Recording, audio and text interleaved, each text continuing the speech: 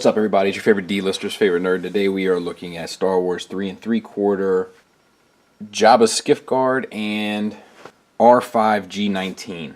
Before we get started, I want to let you know this is the first video in the full screen format. They will all be this way after the beginning of the new year. It's just that most of the videos that I had for this year were already uploaded and scheduled and ready to go. So next week is going to be kind of a dull week toy-wise. It's going to be the StarCats review. It's going to be a 7-part series, Monday through Sunday, with Sunday being the outtakes from therapy sessions with Dr. Francis that were court-ordered after a restraining order came through from Ms. Biersek, the financial advisor. And the therapy sessions are top-notch, and the outtakes is probably one of my favorite videos ever. But so look forward to that, but it's not the most exciting group of toys. Today, in lieu of a skit, we're going to talk about the Star Wars Force Awakens trailer a bit. That's going to be at the end of this video. Here these guys are, and let's talk about them. Here is the Skiff Guard, and I do remember him in the movie. He's from Return of the Jedi, obviously. Let's talk about him. So he comes with one accessory, which is this pole, which he kind of barely holds, but if you do the double hand, you'll have no problem. Holds it like a champ. The accessory itself is a single mold plastic, and there's some really fine mold here, like wow, but no paint, but well detailed. As far as this guy, head is on a ball hinge, it feels like. Nope, just a ball joint. And shoulders are on ball hinges all the way around and about that far up, which is pretty good. Shoulders are on, elbows are on ball hinges that swivel at the top, which is good.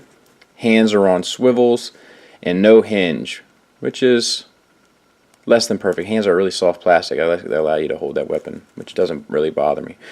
Nice molding in the suit with the wrinkles and so forth. You got these soft plastic tubes that come from, it looks like his pockets, down over and around his back. Paint there, paint on the belt, waist swivel.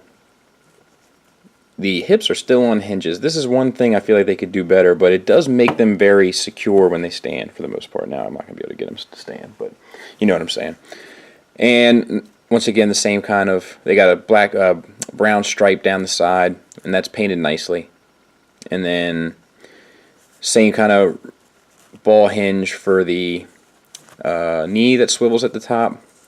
And for no real reason, you know, it'd be better to have a thigh swivel, but it doesn't bother me so much with this type of mold where there's all the bagginess in the pants and so forth, because it kind of hides the seam better. So I'm actually okay with that, which is one of the rare situations where I'm okay with a swivel that's much lower. The boots are dry brushed, which is a nice little added incentive.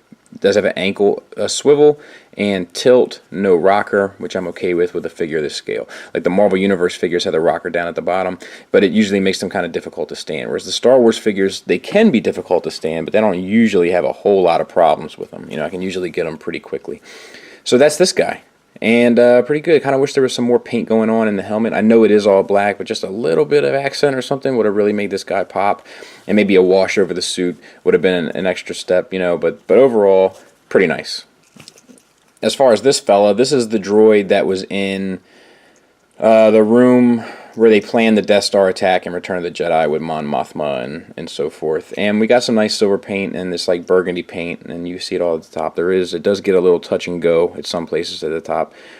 But around the actual mold of the figure, it's pretty well done. The head is hollow, but the body seems pretty solid. And the paint is applied. There's some little goofiness up in there. I don't know if you can see that, but some there. So it's kind of actually touch and go paint wise. But the head on the side is painted nicely, and most of the body, in all fairness, is painted nicely. You got the silver on top of the burgundy, and a lot of times they won't do paint on top of paint. It's just I don't know, maybe because it dries and they're trying to rush and get it through. But the soft wires down here are painted. You got the balls and the feet that do slide, and then the arms swivel, and then the ankles are on a hinge as well. And this bit here, usually, yeah, it extends. Whoa, too far, Scully. So actually, it doesn't look like this one does. I guess it's just a little bit, just a little out, just to get you that little extra that you need. But it's not the best. But yeah, so put him like that, and all three pieces can meet the floor, and he'll roll just fine. So pretty nice. Wanted to get another one out just to make sure it was the same sculpt. But it certainly does look like it to me.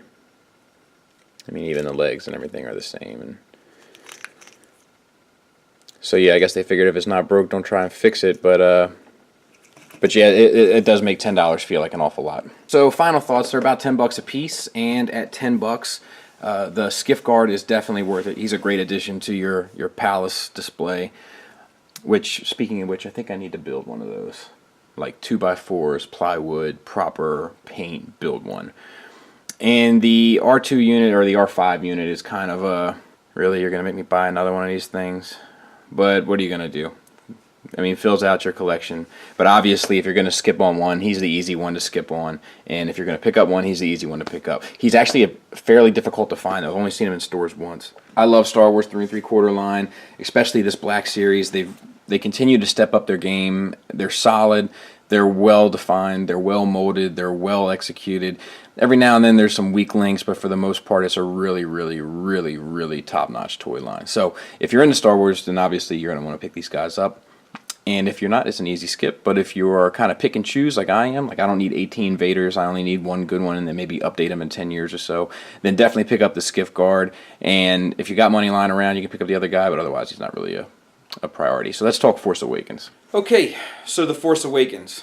Probably one of the most highly anticipated trailers of the year.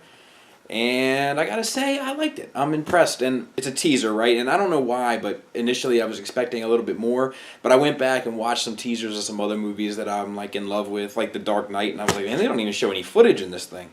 So it was kind of nice that we got a lot of footage out of that teaser.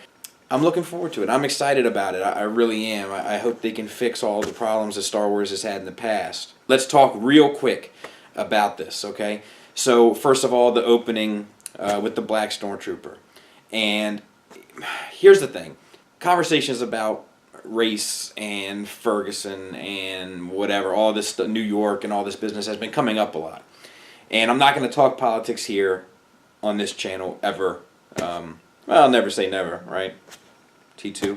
But I feel a certain kind of way about that. And I've spoken to people, and a lot of times in my arguments, I'm like, dude, I don't think that race is as much of an issue as socioeconomics, but I gotta admit, some of you dorks blew my theory away with hating on the idea of a black stormtrooper. Are you guys serious?